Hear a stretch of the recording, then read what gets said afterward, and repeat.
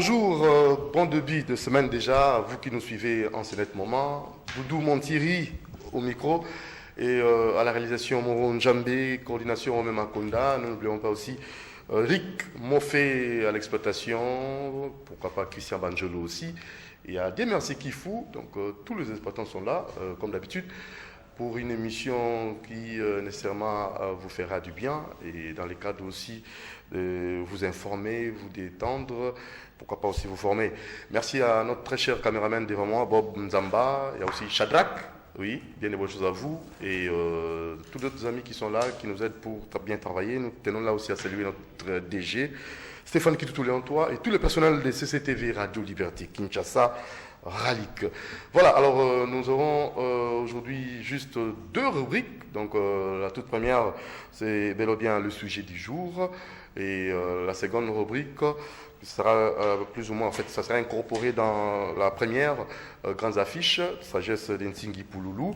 Et nous allons sans plus tarder déjà commencer par la toute première qui n'est d'autre que le sujet du jour, tout en profitant de cette occasion pour souhaiter joyeux anniversaire à Ange Montiri. Ange Montiri, joyeux anniversaire à vous.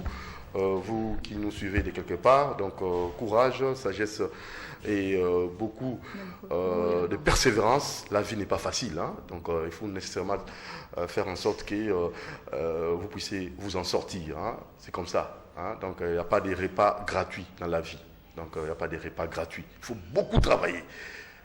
On y va avec la rubrique sujet du jour.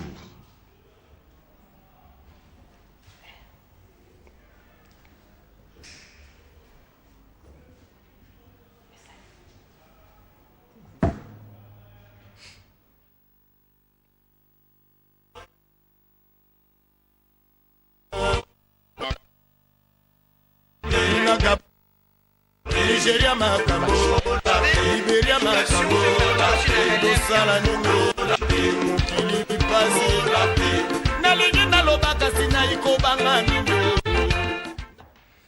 Voilà, tout ce qui est Koloba, le temps que bandiko na mission sur bazala awa na koromo to yaki débat monene to ko sala na ngonga oyo et na sujet kitoko o to zali kolobela lelo. Quel profil d'homme pour un Congo émergent? Moto ya lolenge kani na profil na nini? Oh bato asengi kozala nango polobi Congo na biso ekende liboso to connaître émergence na kati ya mboka na biso. Profil yango ya moto ya lolenge kani. To ba nango te bandana ino na bano ya moke bana mikete ba ko mikolo to kosola ngo malamu na bandeko na biso bazali awa et déjà tozali belo bien na maman na biso Dorcas Adi Coco, Wazali coordonnatrice, hein, il y a il y a UDPS Ali, hein, c'est ça. Mbotemi Maman Nabiso Dorcas Adi Coco. Beauté. Sentez-vous bien? Très bien, merci. Merci beaucoup. Et tous appelés Nandiko Nabiso Eric Folo, Wazali Bongo Moko président, il y a Nandiko Nabiso Asbel Lissala, Lissala Bonio. Sentez bien? Oui, sentez bien de Doudou. Nous sommes ici, nous avons coordonnateur. Il y a Condor au niveau de la province, il y a Mongala Mobimba. Ah, il y a Condor. Coordonnateur, il y a Condor au niveau de la province, il y a Mongala. Ça veut dire territoire Alisala, Bongandanga, Nabumba. Merci beaucoup, M. Eric Folo. Et bah, sous avec le temps, nous avons M. Daniel Mbaou, au Pausanabiso Awa, Azalimoko MLC, il est Pausanabiso Awa, et pourquoi pas aussi M. Focas, Daniel Safou et tous les autres seront des nôtres pour ces grands sujets. Alors, Tolobi, quel profil d'homme pour un Congo émergent? Maintenant, Mbopenza, Nangaki Tomekako Kendala Katia famille, hein? Maman Nabiso Dorcas Adikoko. Avant qu'il en a profité, tout en a bana obiso toyeko bota. Hein? Bana o tozali ko kolisa na Katia libota. Est-ce que bana on a déjà dès le bas âge, le col américain, au moins déjà mon amoké avec au bota mana esprit on a il y a toujours meilleur partout. Hein? Donc moi nous déjà na bolengi na ye. Alors on a été bon moké a on a Katia mboko na biso tant toyeko bota bana. Est-ce que maman oyo azali moko éducatrice moko asengi kopesa mwana ba capacité ko orienter mwana déjà avant que na été lo est-ce que ba sala kama kambo lolenge wana on a déjà bazana nango voilà eza motuna malamu. Oui. Le problème ezali biso tango tokolaki. Nga naza mwana 60 tango biso tokoli ba maman na biso na leur wana bazalaki vraiment disons pona bana ko bokola bana kozala na bana na ndaku ko éduquer bango plus ou moins ti mwana akende la classe tandis que sikoyo eza mwa pasi. Pourquoi? Parce que pasi eza na mboka ba o bako kamba biso makambo malonga te. Donc ba papa ba okende misala mbongo ba ofuta mate. Donc la plupart ya ba maman sikoyo ba osala nini maman mutaza ko bimana tongo po akende ko luka kozwa mapa na tongo po ateka po ale sanda ko po mobala zoke na musala bafuta ke malamu te ou bien bafuta ka ete mikonzi ba olia mbongo nyoso. Alors ceux qui maman on a bimi à moins que la femme sage le la Bible et lobby la femme sage bâtit sa maison, la femme sage alla la katar à la mukaka très tôt. Alors ceux qui maman wana azana bana ebele na mike na bapusani ceux qui maman na pe azama kasi pendate akoyeba te na pokwa na bongisa biloko nyonso po ete na tongo bana bazala malamu mais atakutu ndenge na papa na bapasi oyo toza nango mama na so ala mki tongo tango bana ba okende classe malgré na bongisa ki ba uniforme na bango mama wana kozala te bana ba ke classe ba mama wana bazonga katar tango ateki mapa ake azui pondu ateki pondu po azonga na ndaku bana basi bazongi bana baza ko sakana bango moko soki ba ko sakana bango moko te na éducation diffuse oya balabala bana baza devant télévision. Gloire à Dieu. Pour des fois toza pena ba courant mingité bana na so baza devant télévision éducation maman ko pesa so baza na mwana maman waza so pe temps mingi na ndako te akomi ko luka pona akoyede na ndako aider papa lokwa papa za na mbongo te bana wana na télévision ba kotala nini basi bolumbu basi balata mabe banzembo ya salité nde bana na biso baza koyoka ba danse ya mabe donc mwana za su na repère te banzembo ndenge bakoyemba ya salité ba musicien ya siko ya biso yo banzembo baziyembaka batiki basi mitakala ba makambo ya salité nde bana na biso baza kozwango bazokanisa ke eza makambo normal tala bisike éducation muso ekoti soki bana ngo baza na ndako te baza na télévision te baza na balabala éducation diffuse eloko nini bana na baza kolokota bakomona ba panneau publicitaire basi presque mutakala ya ba produit ya boto et pesi so ba tâche bonelongi nde biloko bana na baza komona que moi si pakola produit sala boyo kotela sala boyo koma boye comme si kotela nde ezali diamant na mboko yo moi si mwindo aza na valeur te ba publicité ndenge wana mwana za komona yo mbasa minene tout ça mwana voilà et dendaka samba simbango wala kasi na banzembo yo ya ba musicien obozo benga ba musicien ba meilleur musicien boko benga bana na biso nyonso ba brutir bango likolo ba meilleur musicien et loko ngana zoro bana na bana na mboka na biso bato ebele ba mama wana azali jalouse azali boy mama wana azali jalouse te lobi na fanya na télévision nazo yoka nini bako senga bato ba bengi po baloba félicitations na exaucé ngiana mwana ya wera asilisi classe aux États-Unis classe spéciale pour vous dire bino awa bana na bino edendaka samba simbango na lingaka ko sopa libanda mais bana na bango wana bazana ba poto tozaka na bango kuna bazana ba États-Unis mwana wana kozonga awa ye mutu akozwa misala ya makasi ya kitoko bano ya biso bayebiso koloba français te bayebi anglais te bayebi eloko moko te tala ndenge mboka na biso ebebi ezali mwa pasi mpona koloba éducation ya bana na famille déjà famille abandon total abandon mboka mutu esali ke ba famille abandonné bako orienté bana ndenge ni relève lobby pour la urgence en mboka yo pe papa soko ko kolesa bana te ozokende bazofuta yo te bana bakobango te bakosakana no na ndako yo fandika wana mwana senga biki boy osombi te mwana senga bosombi te yako to mwana éducation e baby nyoso mwana nyoso baby wana siko na famille l'état mutu a baby si makambo ekoti wana to après to keka na famille monsieur Rick Follow toujours le papa hein, na kati ya famille où ils allaient cellule de base pour tolobi lelo quel profil d'homme pour un Congo émergent to wo kena musika to bana na kati ya famille dès tout le baba américain ba kolisa bana bango déjà dès le bas âge azala toujours meilleur partout et est-ce que bana na biso mboko Congo ba ko botama lobi na monaki mwana moko ya shege aboti na mwana mwasi na ba ko wela bébé na bango na côté ya selembao mwana wana anzambi na ngai mwana koi moi bébé na bango akoinga kasi pour ba les resma bazaka miko ezaka nano moi chiffon di mwana soka zaki mkono mutu pasuki shega boti ba mama musu ba luka bana na ba prière bazo ko wela mwana soki pe zuwa moi zoua mon balali ya shege anga boto la moi na yepa moi sina ya shege moi la bambami non voilà un peu on a topé sikala ndaki ça est-ce qu'on peut espérer aujourd'hui na ba cellule na biso de base qui n'est rien d'autre que la famille tous avez déjà coéduqué bana na prise à relève pour lobby ba mon émergence à Congo na bon moi na déjà na moqué avant to kina likolo. Ndeko Doudou, merci pour la parole. Ya liboso na robanda ko saluer bato bazo ko na biso na etando eke sika bozali mbote mingi. Ndeko Doudou omoni mukolo tunga na betara sete na ou état l'éducation. Dans le bango ngani surtout pour déchirer un peuple, c'est juste détruire son système éducatif. Ce qui système éducatif ezaya ko beba peuple wana ko zelo ko mote malonga po na ye. Lelo oyo quand vous me demandez profil nini oyo para na ndaku na foyer akozana ngo poete ndaku bana bazwa relève poete bana bakene liboso profil nini il faut parler à la responsabilité. Qui veut dire responsable? Il y a des critères, il y a des critériums et ça na ba indication oyo il faut mutu yo para na ndaku ozana ngo babenga yo responsable ndenge ba ko limbolawa yo papa na tongo la muki ozoki mandaku pona mbonga lipa bana wana yo zia éducation nini Ndeko Doudou. Pourquoi on a appelé Jésus-Christ fils de et non enfant de? Parce que fils de veut dire que Azako hérité tout le papa naïe. C'est ça fils de. Et nous on hérite quoi? D'accord, il y a ba foyer na biso bana ba ko hérité nini. Il n'y a pas de succès sans relève. Pour yo un succès, il faudrait que relève ezala. Il faudrait qu'il y ait des sections. Au salaki succès si manayo batupe balanda oyo salaki est-ce que biso na ba modèle vraiment de Doudou? C'est ça le problème. Tant vous posez na mutu na que non profil nini ya mutakati ya foyer mais Doudou na temi awa devait être de bolanda ngai na koloba nini pour le oso okenda ba foyer abandon total. Papa a commis na Onatra a sali 115 mois un paiement na Onatra azwa kokola na chambre froide toi azwa kola na cimetière. Libanda, bon, moi yo linga à éducation nini Doudou.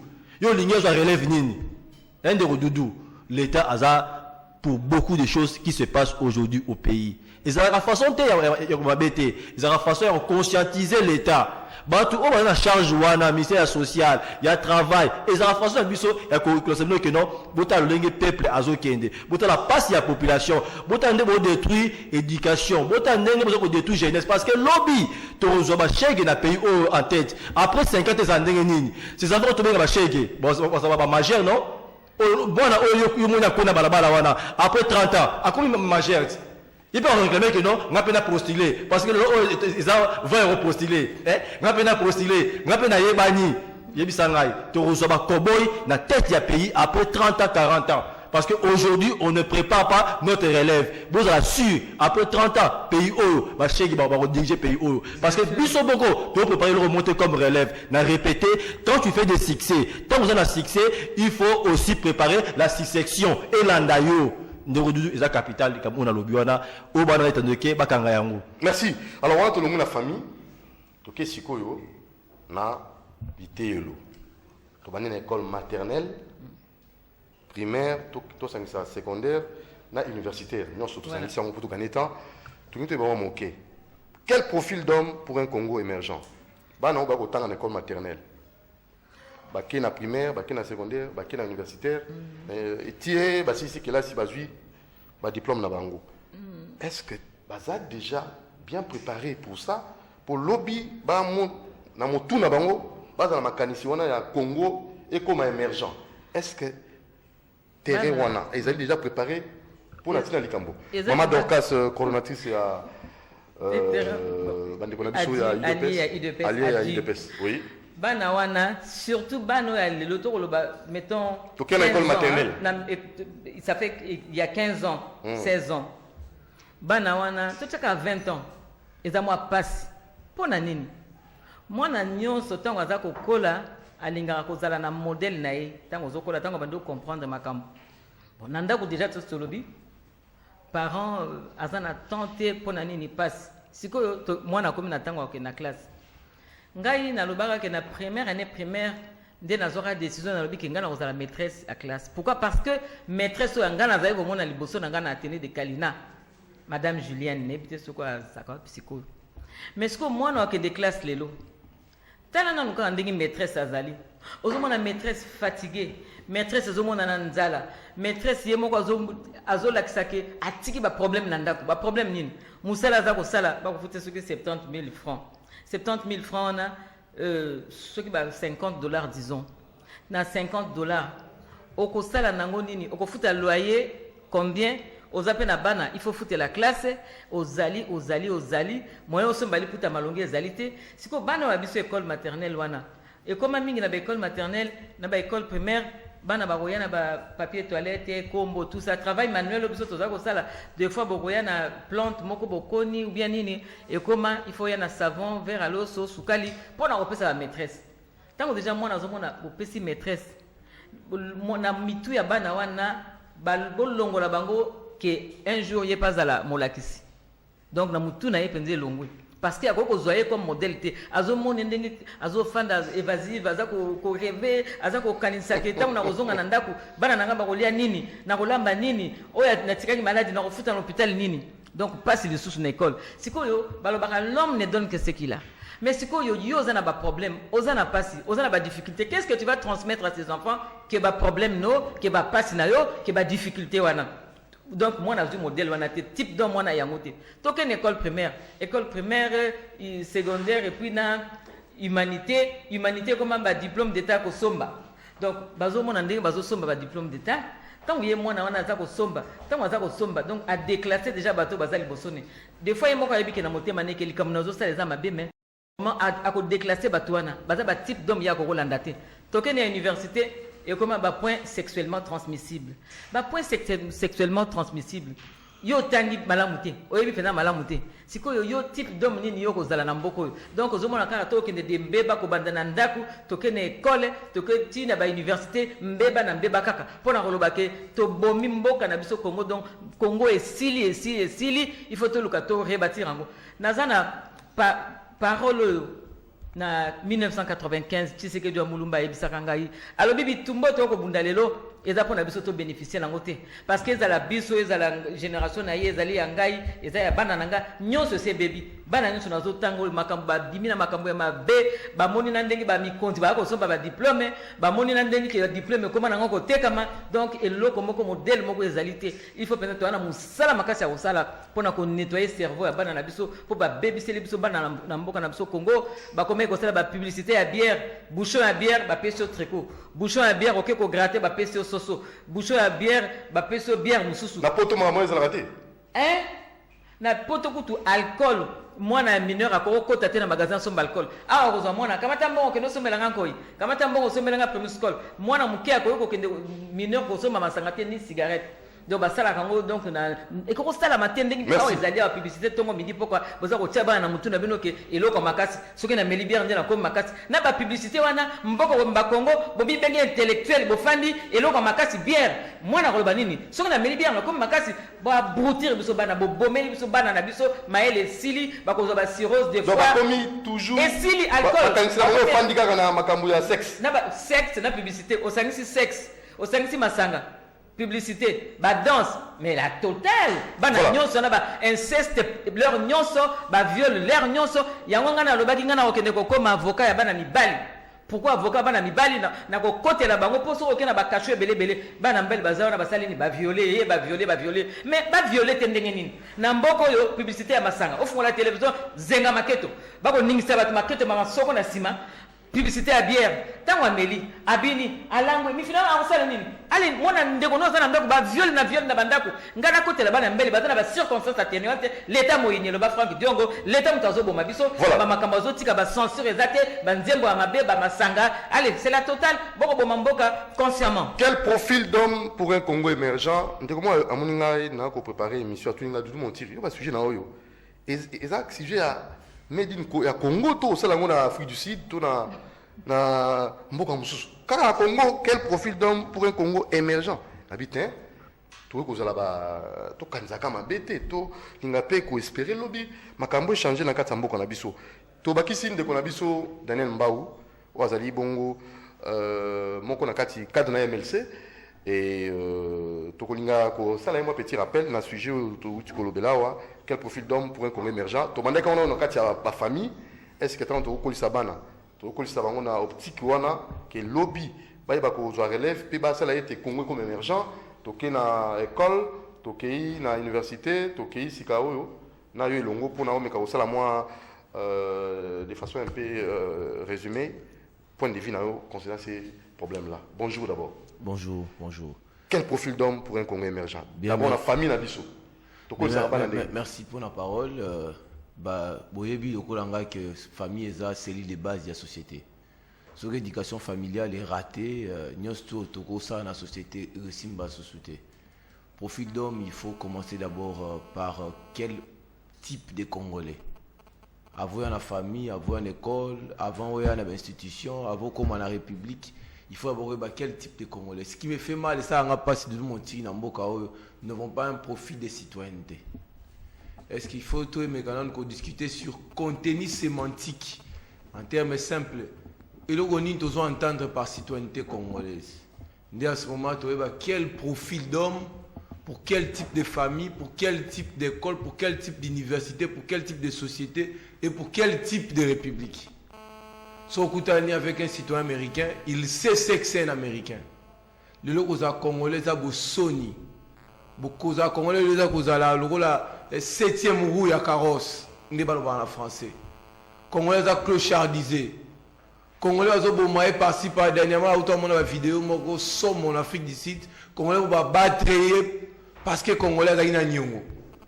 Va battre par Zimbabwéen, procès salamité. Or, par contre, en Kinshasa, en Congo, dernièrement, Premier ministre de la Grande-Bretagne a tellement pour 2 touristes britanniques qui sont dans l'Est du pays, dans le parc. Donc, Congolais sont dans mon côté. Moi, ce que je pense, à mon sens, oui. Il faut commencer par reconstruire la citoyenneté congolaise. Oui. Qui sommes-nous? C'est la question philosophique qu'il faut se poser. Qui sommes-nous et quel type de société? Si on te répond à fait des sociétés, on n'aura pas résolu le problème. Parce que le problème est dans la racine. Congolais, profil relevé pour la République, pour un Congo émergent, il faut des gens qui craignent Dieu. Il faut des gens qui sont épris de valeurs. Il faut des gens qui sont bien instruits et qui ont suivi un cursus académique et scolaire normal. Le Congo comme chance le Kopamba. N'importe qui a comme ministre à l'époque de mon titre à Kinshasa, soit comme ministre Azara Kolengi Sakobangi. Si vous êtes un ministre, vous avez assez médiocre. Ils ont inspiré sous confiance. Et comme ils sont un ministre, dit, et comme ils tournent à Bango. Alors il faut reconstruire la vision de la citoyenneté congolaise. Mais tout ça pourquoi? Et comme tout ça, dans la plateau Nabino, le poisson commence à pourrir à partir de la tête. Et ça problème de leadership, toko marché ba moté. Et ça problème de leadership, lorsque le leadership est construit sans vision globale de la société, pays est destiné à sa perte. Est-ce que vous vous rendez compte comment il va battre depuis plus de 40 ans dans le pays au sous-règne à Mobutu? Biso ba Congolais, to 4 relations diplomatiques na Israël. Si le lot, tout l'ambassade d'Israël est dans le Congo. Pourquoi? Parce que lorsque Israël a se frotté en Égypte, Mobutu l'a dit, c'est la tribune des Nations Unies entre un frère et un ami. Moi, le choix est clair. Je préfère un frère. Or, Bisso va chrétien. Parce que moi, je suis un homme d'église. Dans le langage biblique, l'Égypte, c'est l'enfer. C'est la misère. Et on te voit la misère. Et l'Israël, c'est la bénédiction, c'est Dieu.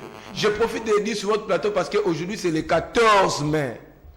Ça fait pratiquement 70 ans depuis Israël a recouvré patrie. Est-ce qu'il ne faut pas lobby la tête à la République avec les élections qui viennent?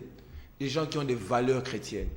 Parce que le pays aussi Tangi, dans le livre à Sophonie 3, au Tangi dans Isaïe 18, on se rend compte que le pays est un pays prophétique. Nzambaloba yango que na mboka obotem sa bannière à Israël. Mais Doudou bino ko sa bannière à Israël. Ga chaque fois que parlement son amoni mina ko liboso na lelaka na simaneta on a drapeau Congo, j'aime voir à côté même à ta drapeau à Israël Mopanzi.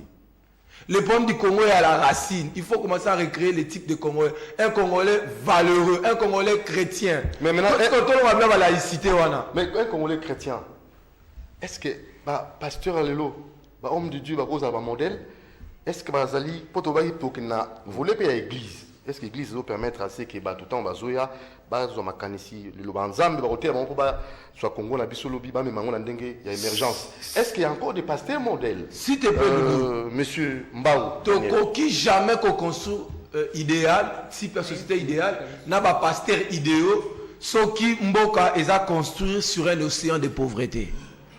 N'a pas tout à l'heure après d'abord ils ont la tête à République régime oyo régime a paupérisé la population. Ce qui fait que même Moussa, journaliste, étant qui est le joueur, c'était l'homme le plus respecté. Les types d'hommes, ce n'est pas seulement les pasteurs. Aujourd'hui, les journalistes clochardisés, les journalistes sont commis engagés. Au moins, les journalistes, ils sur un plateau de télévision, même dans CCTV, ils ont une congrité pour pas ça quelque chose dans la majorité à rouler sa balle. Le problème du Congo, c'est un problème d'abord de l'homme, le problème d'esprit, c'est un problème de valeurs. Doudou, faut définir le type de valeurs. Nous croyons à quoi? Nous croyons à la liberté, nous croyons à la démocratie, nous croyons à l'égalité de tous. Ce sont des principes congolais, profil aux Oluka. Même dans l'église, il faut commencer par des valeurs fondatrices. Ce que les États-Unis, c'est parce que les pères fondateurs ont compris que le pays faut bâtir sur des valeurs. Mboko vous avez ta constitution.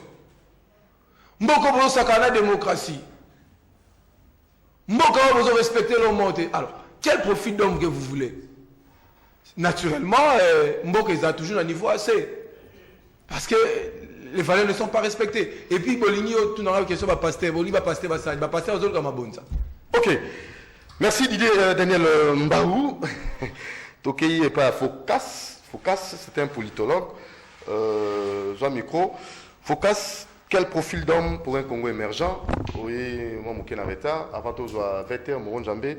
Permettez-nous d'abord tous un point de vue à Focas. Pour que nous comme au même diapason, pour tout continuer le débat calmement. Tokei n'a pas famille, n'a pas école. De façon un peu générale, est-ce qu'on peut espérer aujourd'hui Bano Barobotama, Lobi Baza na Makanisiwana, Yakosala été Congo na biso et connaître émergence. Est-ce que toujours préparé Bango pour ça? Focas, bonjour.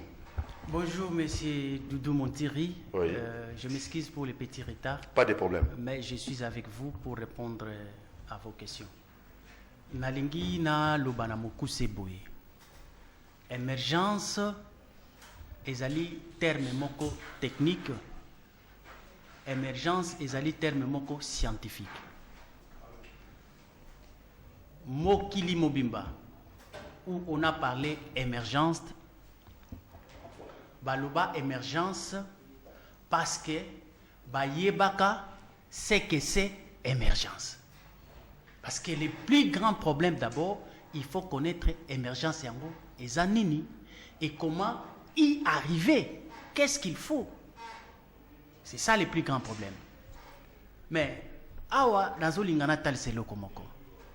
Na mbangu nyonso ke bamboka nyonso émergea na ba pilier mibale. Il y a liboso, c'est la science, il y a mibale, c'est la moralité. Donc, l'homme digne avec connaissance. C'est alors que l'on peut parler de l'émergence parce que l'homme digne, plein de moralité, Oui. est prédisposé à observer les règles, les normes, les principes, la doctrine. Ici, doctrine est ébélée. Dans la société, il y a une doctrine juridique, il y a une doctrine sociologique, il y a une doctrine, il y a une religion, il y a une doctrine ébélée. Or, c'est avec la moralité qu'on peut observer toutes ces choses-là. Maintenant, avec une dose de la science, donc ici, science, je présente ça comme la connaissance. Nde soko sangi sibilo kwana, l'utile à l'agréable. Et ça, le kola, Boutou na moi, nde boza na totalité à journée. Donc sans cela, vous ne pouvez parler jamais de l'émergence. Mais ici, parce que nous sommes dans une société, émergence, je vous dis d'abord, messieurs les journalistes, que ba déclencher kayangote, to ba proclamer kayangote comme un slogan. Ezali processus mobimba oyo esenga keke communauté mobimba bazala modelé, animé, déterminé. Ça doit devenir un besoin communautaire. Donc il faut d'abord, je l'ai dit autrefois ici, mutu alukaka kaka eloko o eza besoin pour naïe. Dès lors que nous n'avons pas encore besoin de l'émergence par le fait que toyebi yango pété, nous devons d'abord chercher à connaître ce que c'est l'émergence. Et puis, ce qui toyebi yango, ndete ko komana posa ndenge bato poto oyo atako biso to kenda na nute, mais bato ba kenda masolo ba betela biso biloko bayaka nango et comment opesa biso posa to kende pe poto. De la même manière, il y a ce qu'on appelle dans la société l'élite, qui par le fait de l'expérience et de la connaissance connaît ce que c'est l'émergence. C'est lui qui doit donner les goûts.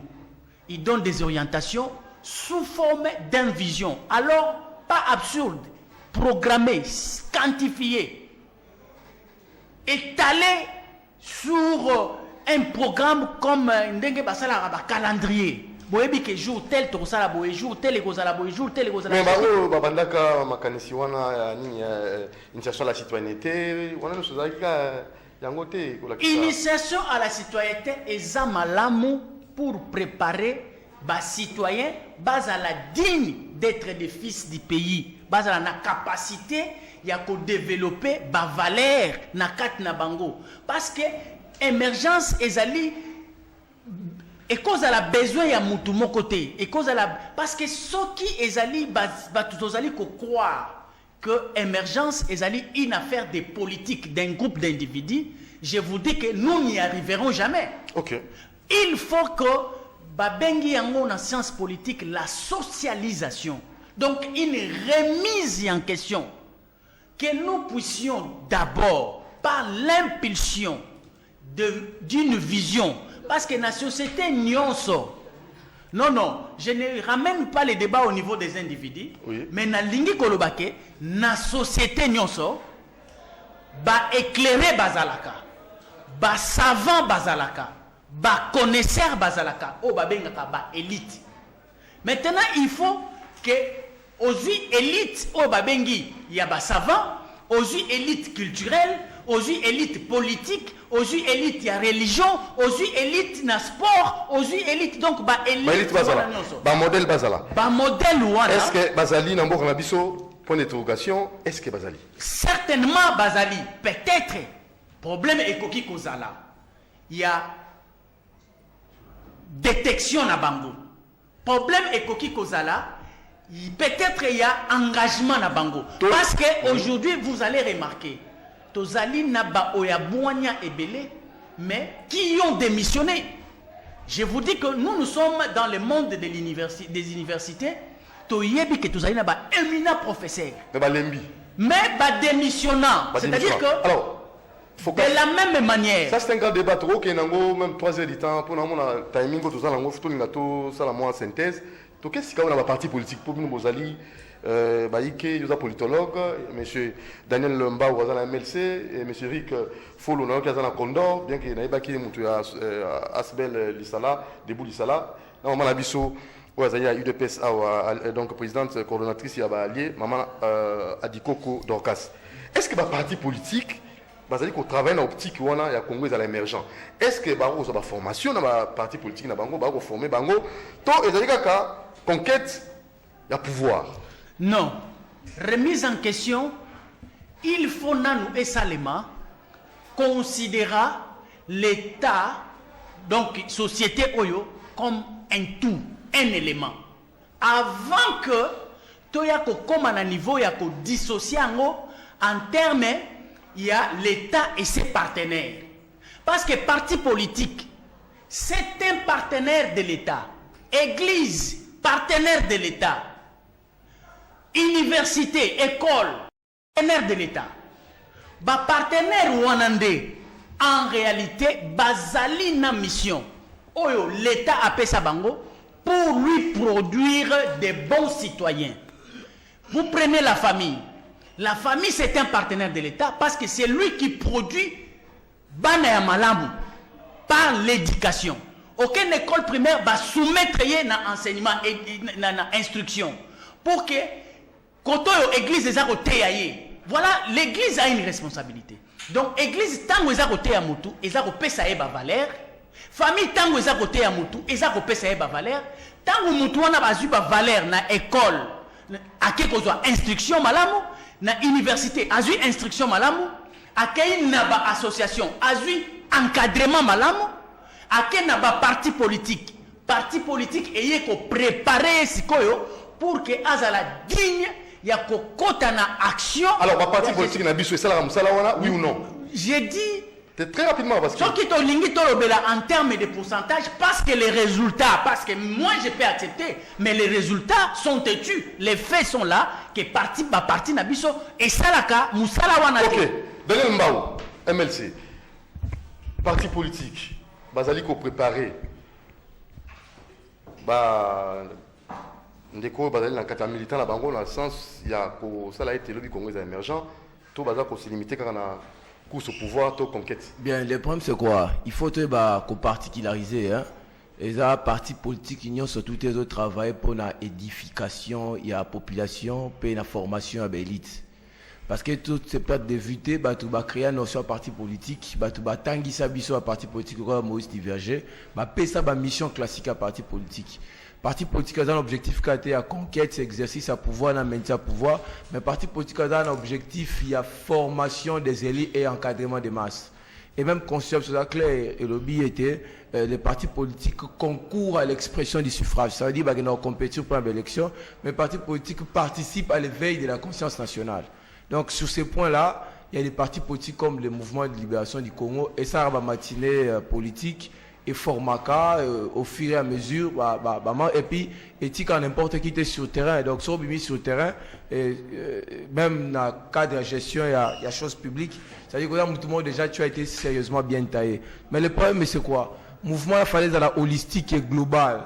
Hein, et dans la parcellarité, 2-3 partis politiques, ils ont préoccupé la conscientisation, la formation à élus, à élite, mais il faut un mouvement national. Surtout, essayer de l'épicentre à pouvoir. Ma parti politique, PPRD, donc ils ont un parti politique, ils ont une détention appareil. Un appareil institutionnel à l'État. Il faut lancer impulsion de telle sorte que Bisso, ma parti politique Union Sototikali, avec tous les efforts que nous sommes en train de mener, Tokia Liboso. Mais c'est quand même assez dommage que la parti politique, chef, il y a parti politique, bazo quoi prendre n'importe quoi na ba militant. Ceux qui m'ont fini yo maman na yo be fingaye maman na yo. Donc c'est trop bas. Dans ba pays locaux na France, d'abord radier na parti politique. Parce qu'il y a danger public, danger social. Donc c'est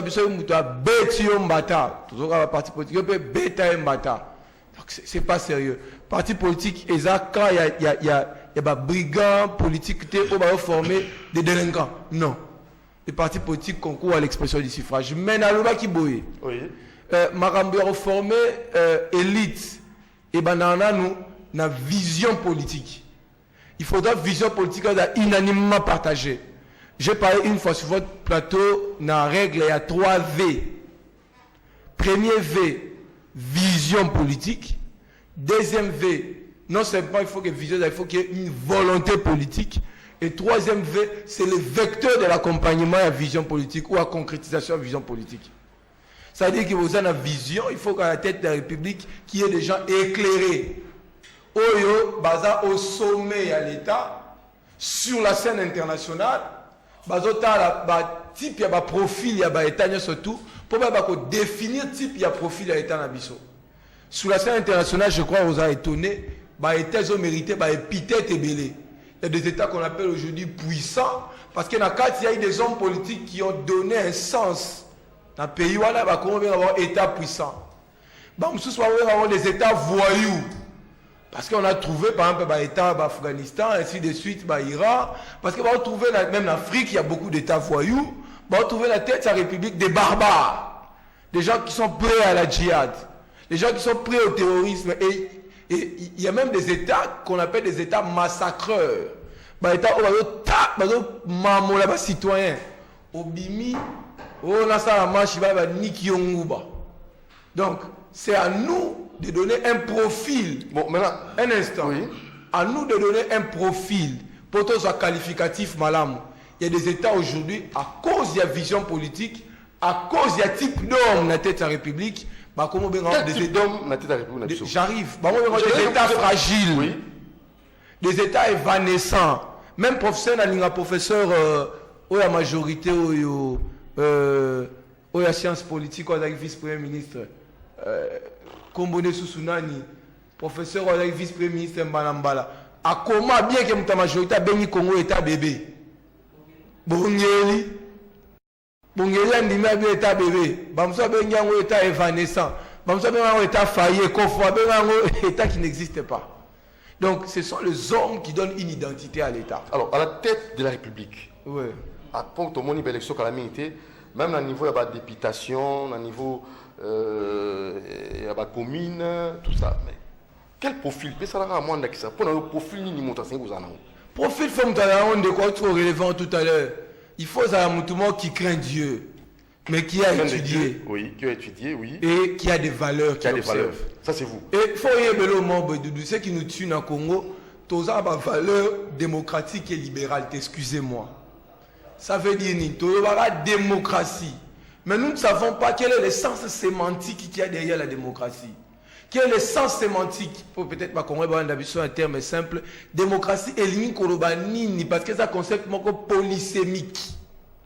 Il y a un moment où tout ça dit bon, président de la République a une constitution, majorité a une constitution, mais tous ont la démocratie sans comprendre que ça a un sens originaire, il y a démocratie. Mais on ne peut jamais concevoir une démocratie sans élection. Ok. Un instant. Parce qu'il faut chronométrer tout. Hein? Là, maintenant, aujourd'hui, ma minute est belle. J'atterris. Oui. J'atterris pour dire ceci. Il faut que la tête de la République. Tête de la République, voilà, les députés nationaux, les députés provinciaux, va considérer pouvoir comme étant une forme de détention précaire dans le droit. Et si doit atterrir. Détention précaire et nyobanini. Et les faits pour une tierce personne de détenir quelque chose pour autrui. Au moni, les faits pour la simbi micro oyo, eza micro nangate, eza micro ya CCTV. Avant ngana le cas kiosque eza ki abatizaki micro oyo. Ngai pe Daniel Mba usukisa soki na saeli micro oyo na koleka, mususu de considérer la chose publique comme un bien commun, comme une décision précaire, et qu'à la fin, tu peux rendre compte de peuple. Merci. Monsieur Rick Follo. Oui, Ndeko Doudou. Au niveau profil, il faut tenir compte, il y a timing, c'est vraiment. Oui, Nangi, il y a parti politique.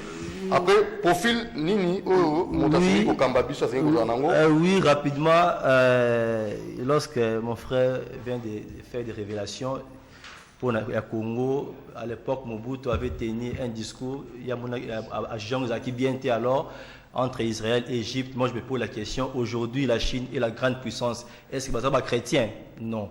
Aujourd'hui, les États-Unis, qui ont la Chine, la Chine est chrétien? Non. Aujourd'hui, l'Inde est la première puissance technologique. Mazaba chrétien? Non.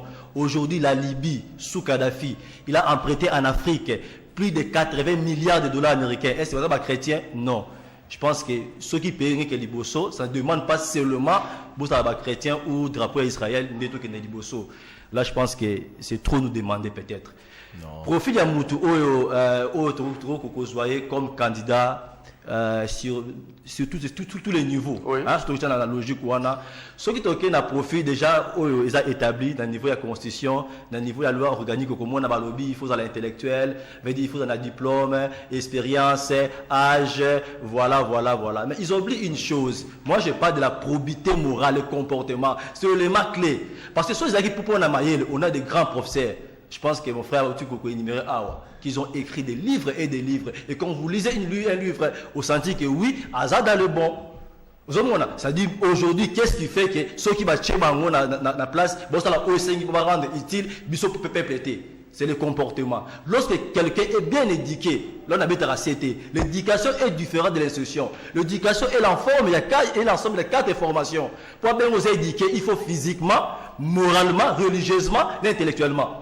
Mais bien sûr, tu te bases tous sur l'intellectuel. Nazama, il y a les gens un diplôme de graduat ou de licence. Et si mais sur le plan moral, vous avez la morale, vous imaginez Moutou, il n'a pas le moral. C'est un comportement où c'est le plus grand profil pour tous les grands dirigeants ou bons dirigeants. C'est le profil le plus idéal, le comportement. Nous devons avoir des gens dignes où il y a comportement. Déjà par définition, profil des années. Pas par définition. C'est un trait psychologique. Il y a Moutou. C'est déjà celui qui a les sentiments humains. Déjà profil par définition. Il faut débattre en tête, éligible. Non c'est pour avoir le diplôme, il y a licence, ni encore un doctorat, ni par-ci, par-là dans l'université, mais seulement un bon comportement, en probité morale. Dès que tu as on peut se rassurer. Demain, on ne parlera pas de la Chine, de l'Afrique, mais on peut se dire Congo peut écouter les mains. Les 3 millions d'enfants affectés à SIDA. Notre solution Merci Maman Dikoko. Dorcas, rapidement profil. Oui. Bon, moi ndambo likombo Israël na mwana na biso azanu mwana za kokola. Olobi ke États-Unis akende ko defa mbongo na nini bazaka chrétien. Yokana biso. Batu mosusu ko azali wana akende ke église te. Azana église te, azana lokote, mais mutuana azana na respect loka mutu. Azana ayiba kate, aboma kate, achola kate, arozwa ayibi ba principe biblique, ayibi mezali akozwa na fin du mois mbongo na ye akekopesa 10 esika boye. Mais mutu longo monete bonne na église. Alors nzanda atala kande ndenge wana e bandeli ya mutu. Ezate kaka ndenge ozoloba. Bon lelo yolo biki États-Unis akende ko defa mbongo aux États-Unis. Lelo États-Unis afungoli ambassade na Israël. Pourquoi? Parce que ayebi ke liloba ya nzambe eza ndenge wana mutu mususu ba bénédiction azako zwa yo zako yebate yo zotalaka na misu boya mosuni oh ya biso nyonso na mboka. C'est comme ça papa mwana na ngai yango nina bakisa boye na politique sikoyo profil na tête profil oyo ezali nanu tokoko banda na etala bato baza débauché te parce que na mboka na biso Congo politique tomoni nini lelo oza na majorité lelo oza na opposition lelo oza centriste lelo oza kuna donc oza ko tourner et puis toza kotala oyebi osali meeting bato babeti maboko toza kokende wapi tobomi mboka oyebi ngai nalobaka depuis kana nazaka kolobango biso ba congolais toyebi nanu kese qu'un parti politique te okoyaka boy libéral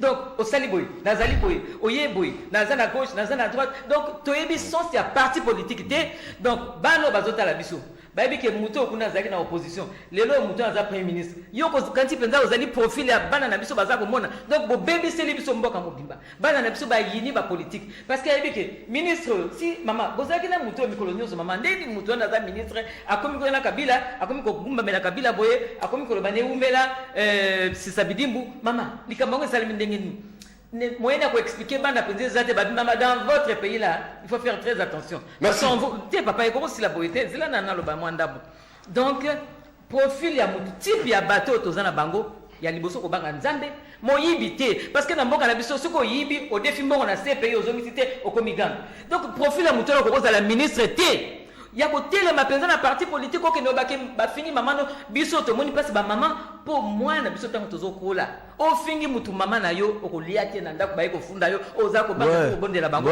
mais ekomi mutu atelemi mutu afingi yo mama no zongi sele mama ne ba ya bunda na mbanda ko na lobi soki ba zokisi yo zokisa soki mutu asakani na Kabila zokisa epota et mama kila tozana mbongo to kufuta biso to gagner élection tozana mbongo na avion ya Congo Airways te na Congo na biso ba to ba yibi penda mbongo na ba société comme il a perdu bazora bambongo kuna basombe avion azako kende ko s'enorgueillir devant batunyoso type ya batonande congolais bofungola miso mi yibi avion wana tango mboka kozonga malamu to kozongisa na compagnie na biso parce que basombe avion bazumbongo wapi atinda bana na biso to éduquer aya ko bimisa bana na biso ke baba ndo finga bato bazokisa bango esa ya lokote bazana mbongo quel profil bonjour Doudou Montiri, s'il vous plaît. Bonjour Doudou Montiri, coup de chapeau pour les sujets. Je voulais juste vous ajouter à la place de ce que vous nous avez proposé, il serait souhaitable que vous puissiez parler de l'émergence. Non, il faut d'abord une requalification de mentalité pour une classe congolaise dans les domaines estudiantins, je crois. C'est Misso Sijan.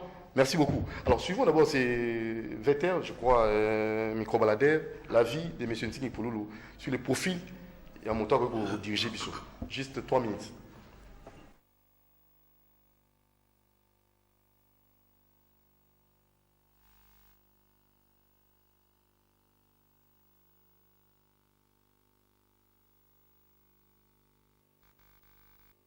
Masculins nécessaires pour être chef de l'État.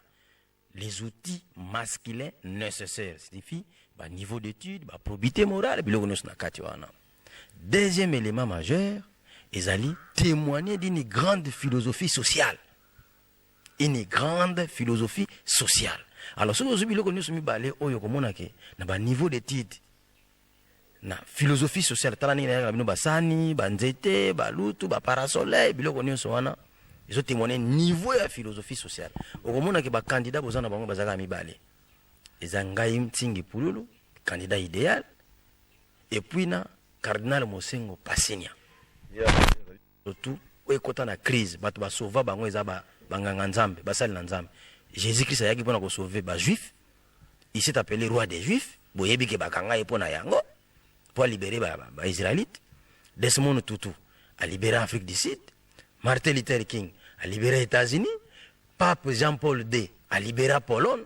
Et cardinal Moualoula a bandaki yango awana RDC batilaka ye poison. Président de l'Assemblée nationale. Il était muta se prononcer basenga ka ekosenga. Tanga zaki président ya conférence nationale souveraine. Il était muta senga basenga ki ekosenga ndenge moko par rapport na préséance entre yenanga na kimokolo na expérience na pesibino cardinal Mosengo. Si vous ratez chance oyo, c'est fini. Oyo ezali vision divine. Vous en avez 2 personnes. Cardinal Mosengo na Ntingi Pouloulou. Na ibisaka bino mbala na mbala. Makambo bokutanga na Bible wana esalamaka na Congo. Bible esalamaka na Congo. Mutu moko batu bakoki ete mutu akoka David aza mutu amukusa uta na zamba ngana uti selembao eza kwa zamba na za mukuse bozo comprendre te mutu abokolaka bangba lion banane tungainde na nkadraka na bakulu na batutu bazozonga classe muni kuluna pena zu diplôme d'état tinga mutu sala biloko na kuluna azu diplôme d'état baza ebele bakumbe na ista moko azosilisa ne prochaine tosala mama na fête pour na kuluna wana azu asilisi gradué nae donc vous comprendre yango makambo na lobi ezali vision divine pour rater occasion oyote na senga candidat moko te ya opposition à combattre candidat ya majorité pour bango bako tricher alors pour tricher ata basali yango simba te boka na 2 candidats majeurs Ntingi Pouloulou na cardinal Mosengo Passigna soki bosali erreur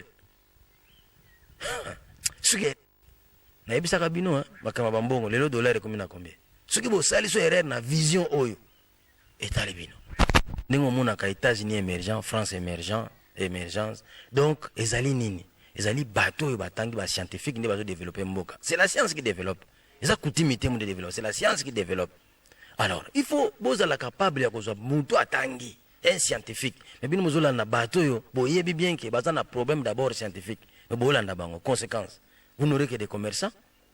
C'est ce que vous êtes en train de vivre. C'est-à-dire que si vous avez des candidats, cardinal Mosengo Passigna, Ntingi Pouloulou, émergence au besoin Lukawana, Eza et Lukamuke. Imaginez kaka. Donc, nous avons commis un pouvoir, mais na pesabino, comment on peut limiter les colons anti-corruption, citoyenneté, ADP. Bon, si on a un pouvoir. Hein? Donc, na salibino constitution punitive. Talana no, biloko wana, nani yango aza capable de salango. C'est-à-dire, à part De Gaulle, roi De Gaulle à France, dans la constitution. Hein? Deuxième en Afrique, ngaï. Au moins niveau mutu, c'est-à-dire muta munene te, muta yebani mingi te, keba, bokeba na ba tribaliste, na ba népotisme. Mutu atanga te, obi chaingenge musicien, aloba boy. Quand j'atteins l'âge de la maturité, j'ai appris que l'arrogance, la violence est l'arme des faibles. Talaka bi mingi mingi. Talaka mingi mingi komuna. Ba violent, bazaka mingi mingi batamayele te. Tous les violents, batamayele te. Landa bien. omeka boy mufunge osala boy mukamate obongoza boy keba pesi bino bokate Ntingi Pululu un scientifique, Cardinal Mosengo un philosophe. Diona.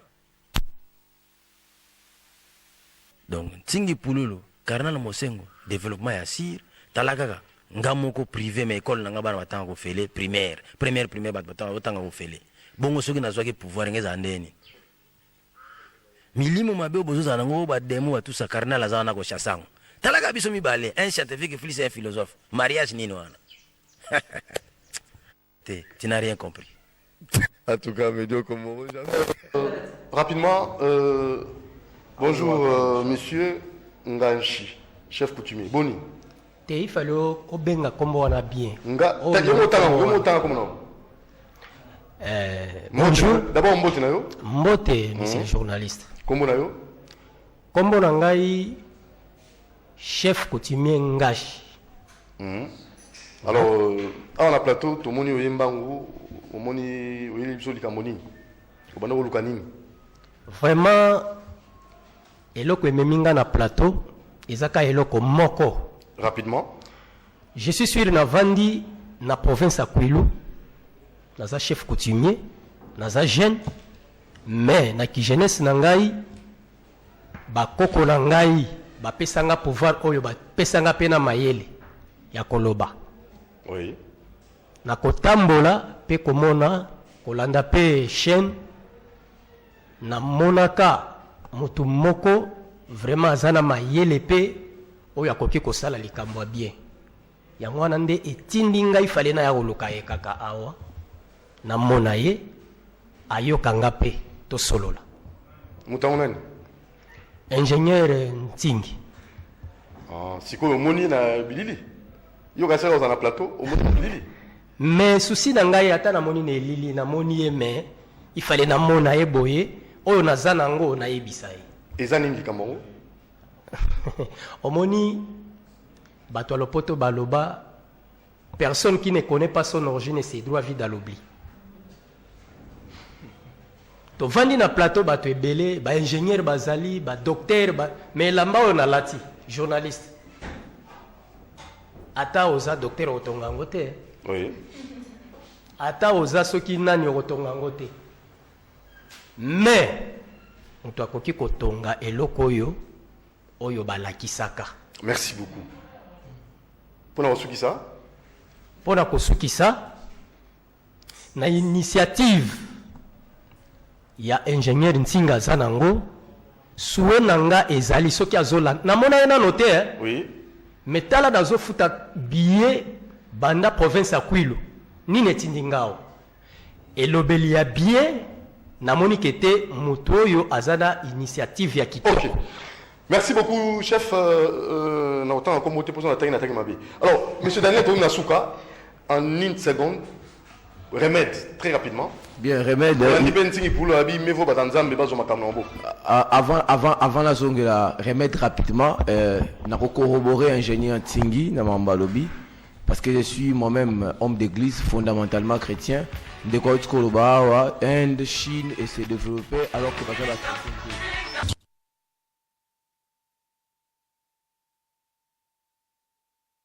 on va focus rapidement en une seconde, le temps aussi c'est l'émission. Effectivement, nazali ko beta c'était pour insister que le développement ne peut venir que par la science et la probité morale. Oui.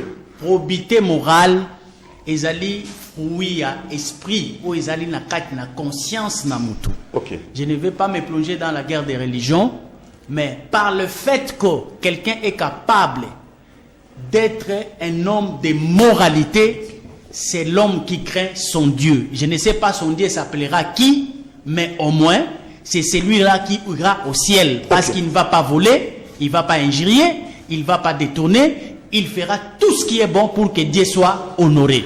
Donc, on a besoin d'un pareil homme et pétri de connaissances. Je dis bien, pétri de connaissances signifie quoi? Pour avoir des ambitions de diriger une république à l'instar de la République démocratique du Congo, dit-on que le barana français, ambition sans compétence ezali suicide pour na mutu oyo azana posa ya longlengi wana. Il faut lier l'utile à l'agréable. Merci. Donc, plein de probité morale, fruit de l'esprit et vanda par le fait de l'éducation, parce que la religion aussi c'est une éducation. Et puis la connaissance qui est le fait de la science. Donc on n'improvise rien pour que enfin Okende ko diriger Mboka Congo, et je ne crois pas que ça doit prendre une démarche d'une certaine révélation. Merci. Ouais. Alors maman Dikoko, pour finir. Yango pour finir, makambo ya mboka na biso Congo, ezakuti ya kolobela makambo belé te. Problème ezali wana. Type d'homme biso to lingi talabana na biso ya sikoyo, ba rêve na bango, baza suna ba modèle te. Ngai nazaki tangu nazako pusana na Ista, na Ista, maman Ekila Lionja. Ayaka pour le mois de la femme na 81. Kolobana biso makambo kuna na fandaka type de femme nanga modèle nanga na zwaka ye. Mais bana lelo, modèle nini bango bakozwa liboso na bango bazalité. Bana na biso ba modèle na bango comme ba musicien, comme ba joueur. Donc mboka na biso Congo na lobi po éducation type d'homme ya bien ne bandana sending to lobaki l'état moyini loba Franck Diongo abongisa afuti batu malamu mama ko fanda na ndako plus longtemps papa père ozala po ba éduquer bana na bango bakotika bana baza na éducation diffuse ya mboka na biso botala ka ndenge ezali balabala nyonso makambo ba danse car bazenga maketo. Donc ezala bongo te soki ba l'état bongisi ba parents ba bongisi ba maître maîtresse ba futi bango bien ba ko garder bana na biso une école primaire malamu, donc to ko poussana bien tina ba université to ko zana ba valeur morale. Il faut zala mutu moko zana bobangi ya nzambe na somo ya nzambe ezala te mutu ba nommer le ministre comme basi 4 ba copine nyonso ya poto nyonso ba yena Kinshasa batu wana te te miibi te ba farceur te conglomérat des aventuriers te to sengi na mboka na biso Congo ya solo to banga nzambe to poussa malamu ba bimisa batu na ba boloko to kende na élection sans machine à tricher parce que pareil wana ba bombi ba secret na kati to zala batu ndenge wana te na ba débaucheur na ba débauché congolais to ko punir bango. Merci. Alors Eric Folo. Ndeko Doudou, pour nous respecter une seconde au Pessibiso, c'est difficile, ou une minute, n'a habité. En 1940, peut-être en Abossani, tant on a mon soda, il y a force belge à l'époque, congolais, et pas Alice Selassie, la Gambela. Hein? Ils ont pris des prisonniers italiens en otage, ou comme prisonniers de guerre. Les Congolais à l'époque, ça ne demandait pas seulement de faire des gênes et prières. Comprends, Doudou? C'est-à-dire, ceux qui te jouent, la volonté, les gens qui ont la conscience, on a bien à chaque jour éducation, on a la probité morale. Moutou ayeba, sentiment, on a coupé ça envers son prochain. Il n'y a pas de miracle. Merci, M. Focas. Merci beaucoup, M. Daniel Mbaou, MLC cadre. Et Mbao, excusez-moi, de Daniel Mbao, cadre du mouvement de libération du Congo. Merci normalement à Bisso Adikoko Dorcas, coordinatrice Nakati à l'UDPS allié. Et merci à M. Rick Folo, Motoya Condor, Yazadi Bongo, Moko Bapesi Akamba. L'Isala province à Bongala. Depuis à Asbé, amis de l'Isala, je suis qu'on a coordonnateur au niveau de la province à Mongala. Merci merci Namfou Ngashi. Matin, bien. Merci à l'équipe technique. Ciao.